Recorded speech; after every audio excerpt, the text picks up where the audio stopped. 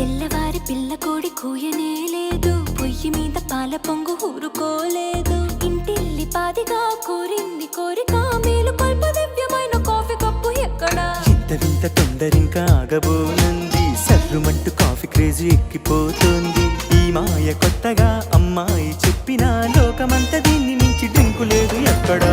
ఒక్క సిప్పు కాఫీలోన ఎంత మాయగా, ఇంతకన్నా సాగుతుందా లైఫ్ హాయిగా. పొద్దు పొడిచి పొద్దుగూకి దాకా తోడుగా, కప్పు కప్పుకొక్క కొత్త అర్థముందిగా. అరే తెల్లవాడి టౌన్ నుంచి తెలుగువాడి వీధి దాకా కప్పు కాఫీ తగలకుంటే కాలమైనా ఆగిపోద. లోకమంతా వేరు వేరు పేరు పెట్టి పిలుచుకున్న దీని